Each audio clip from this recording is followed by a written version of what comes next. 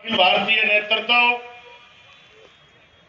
मैं आप तमाम साथियों को फेडरेशन की अखिल भारतीय कमेटी की ओर से सलाम पेश करता हूं, लाल सलाम करता हूं। और ये रैली आज बता रही है, ये दिखा रही है कि साथी दिवंजन ने जो कहा है 5 अप्रैल को दिल्ली के अंदर संसद मार्च होना है, उस संसद मार्च में भी न सिर्फ आसाम से बल्कि देश के तमाम कोनों से लाखों लाख अलग अलग क्षेत्र में काम करने वाले मजदूर शिरकत करेंगे और मोदी से जवाब मांगेंगे, कब तक तू पूंजीपतियों का दलाल बनकर काम करेगा? वोट हमारे लिए, काम हमारे लिए करना पड़ेगा, पूंजीपतियों की दलाली नहीं चल सकती। 5 अप्रैल को जाएगा देश का मजदूर किसान। और ऐसा नहीं है कि पहली बार कर रहे हैं। 2020-21 में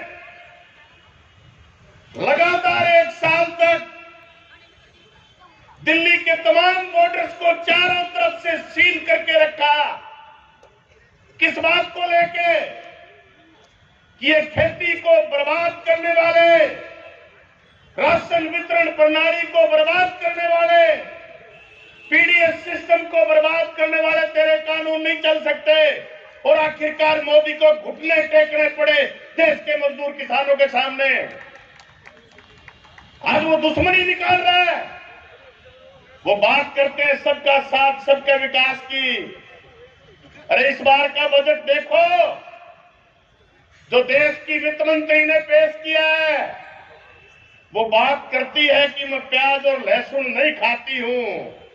अरे तुमने पूरे देश को बेच के खा लिया, तुम्हें प्याज लहसुन की जरूरत नहीं है।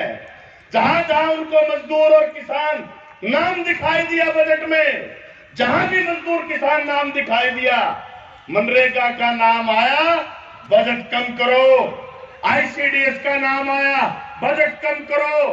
राशन डिपो का नाम आया, बजट कम करो। खेती के ऊपर सब्सिडी का नाम आया, बजट कम करो। हाउसिंग पर पैसा खर्च करने की बात आई, बजट कम करो। तमाम वो जगह जहां पर मजदूर या किसान का नाम देश के बजट के अंदर आ रहा था, तमाम जगह पर कटौतियां देश की सरकार ने की। जो हाल का बजट पेश हुआ है, किसको फायदा पहुंचा रहे हैं? फायदा पहुंचा रहे हैं देश के पूंजीपतियों को, फायदा पहुंचा रहे हैं अडानी को, अंबानी को, फायदा पहुंचा रहे हैं देश के बड़े बड़े कॉर्पोरेट को। और वो तो साबित हो गया। कुछ लोग कहते हैं कि अभी अडानी की पोल खुली है। अरे अभी नहीं खुली। ये लाल झंडे के लोग, सीआईक्यू के लोग, लेफ्ट पार्टियों के लोग निरंतर कहते आए कि देश की सरकार देश की आम जनता की गाड़ी कमाई को देश के पूंजीपतियों के हवाले कर रही है। अब वो एक अमेरिका की कंपनी हिडनबर्ग ने खुलासा कर दिया, और वो जो 10 नंबर में से ऊपर चला गया था, दूसरे तीसरे नंबर पर अडानी, वो नीचे खिसकना शुरू हो गया। बहुत लोग कह रहे हैं कि इसको घाटा लग गया। घाटा अडानी को नहीं लगा, घाटा हमें लगा है, क्योंकि वो पैसा एलआईसी का लेके जा रहा है, वो पैसा एसबीआई का लेके जा रहा है। उसका निशाना हमारा जो ये बीओसी का बोर्ड है, हजारों करोड़ रुपए जमा है उसके अंदर। निशाना देश की सरकार का निर्माण मजदूरों के बोर्ड के ऊपर भी है। यही कारण है कि वो 4 लेबर कोड लेके आए हैं खेती के 3 कानूनों के साथ। यही कारण है कि वो हमारे काम के घंटे बढ़ाना चाहते हैं। यही कारण है कि वो तमाम पैसा जो सोशल सिक्योरिटीज के अंदर जमा है, उस सारे पैसे को वो अपने कब्जे में करना चाहते हैं। ये इस बार के बजट ने साबित कर दिया है। पिछले 7-8 साल में, मैं ज्यादा बात नहीं करना चाहता, आप देखिए हमारे हरियाणा में एक कहावत है, जहां जहां पांव पड़े संतन के तह तह बंटा ढार। 14 में शुरू किया था इनने बजट। पहले बात की थी सबको सबका साथ सबका विकास। देश के अंदर हिंदू मुस्लिम के दंगे शुरू हो गए। मजदूरों को बर्बाद करने वाला बजट के अंदर कानून, आपका संसद के अंदर कानून लेके आ गए। रास्ता साथियों एकमात्र यही है हमें आखिरी शख्स तक पूछना पड़ेगा।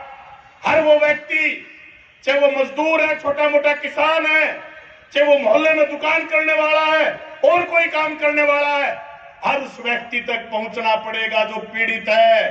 हर आदमी तक पहुंच के देश की, मोदी की सरकार की जो नीतियां हैं, जो लोगों के बीच में फूट पैदा करती हैं, अरे ये लोग बड़े देशभक्त बनते हैं।